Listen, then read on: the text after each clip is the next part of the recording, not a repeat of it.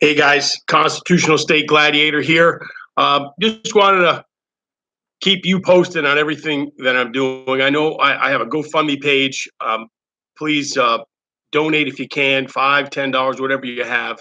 I really want to make a difference in the state and across the country. There's so many people out there who are actually working to try to help save our kids through Title 4D funding reform and court reform, as well as bringing the perpetrators of this insanity to justice. I hope in November, you all following here will see who is being compensated and will help vote them out of office.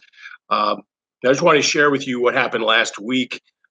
So during my court proceedings, my ex told the court in two different court proceedings, the first one, the first trial, and then the modification that I went to, that she didn't travel for work. That's never been true. She travels for work all the time. So what she's been doing is, what she's been doing is getting a babysitter rather than let me have my son. And I know a lot of you can relate to that. A lot of you people who are, having the same thing and deal with worse than I do. So last week, this week I was supposed to have my son. This weekend, Valentine's Day, she got him this year. And then, so I was supposed to get him at 7 o'clock at night, keep him until Monday morning. But she also got him for President's Day weekend. So it was my weekend, but she took him. The week prior, though, she was away for an entire week and allowed my son to stay with a babysitter rather than let him come to me. Now, for those of you who think that, I must do something wrong to warrant this, I don't know exactly what you can do to warrant somebody purposely keeping your child away from you and thwarting you from having a relationship at every step of the way. I've already related to you that she doesn't phone calls for the week at a time, twice a month. I don't speak with my son. She doesn't allow him to come to me when she travels for work. She's already getting the benefit of having his Social Security number so she can claim him on her taxes every year. She makes $200 to $300K a year, by the way. She also gets custody payments from me. Meanwhile, she does whatever she wants. She's signed him up for sports, doesn't tell me. That happened on one occasion. I want to be fair. She signed him up for other sports, tells me, but then doesn't tell me or put me on a list. She finally started putting me on lists so I can go to his events. She also became the den mother. And I can't go to her house.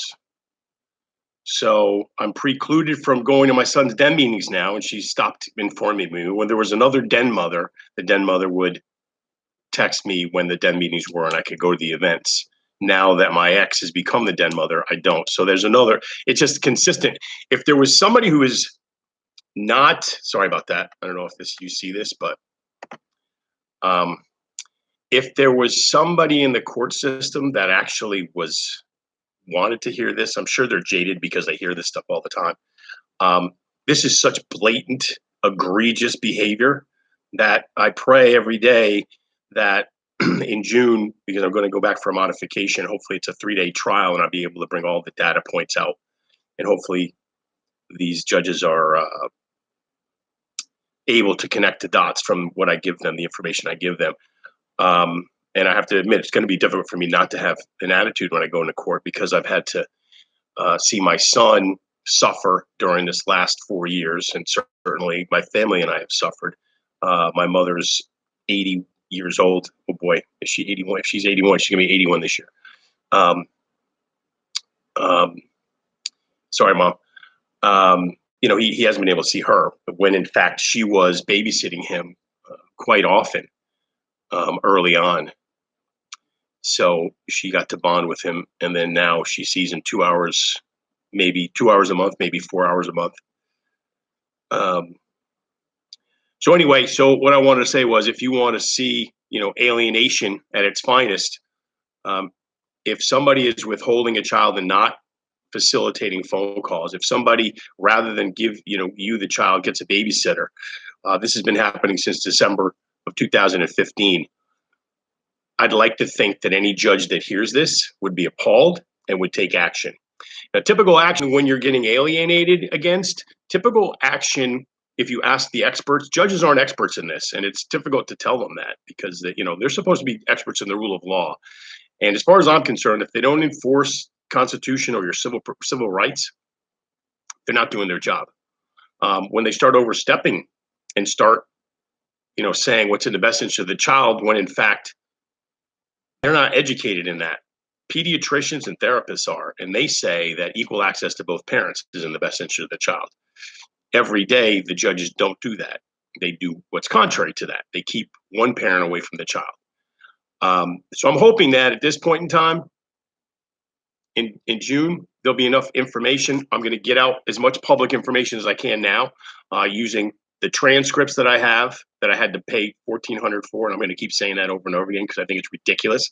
The hoops that they make parents jump through just to see their child, their flesh and blood.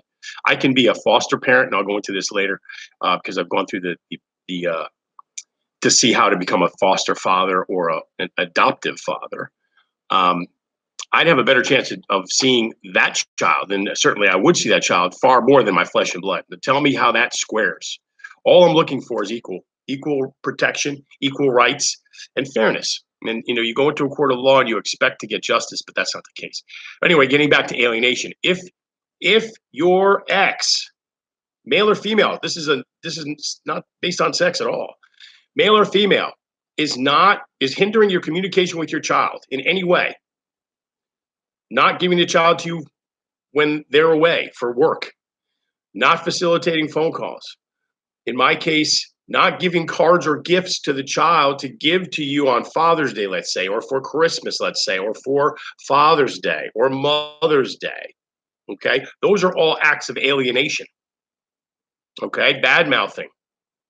And I'll go over a list of things that my son has said to me and said to my friends and family.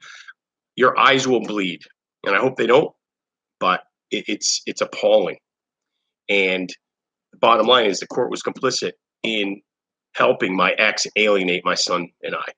So thanks for watching. Please like this, share this. If you have extra cash, if you can go without a coffee for a week every day, please, $10, $15, $20, $5, anything you can afford, I'll keep fighting. God bless you.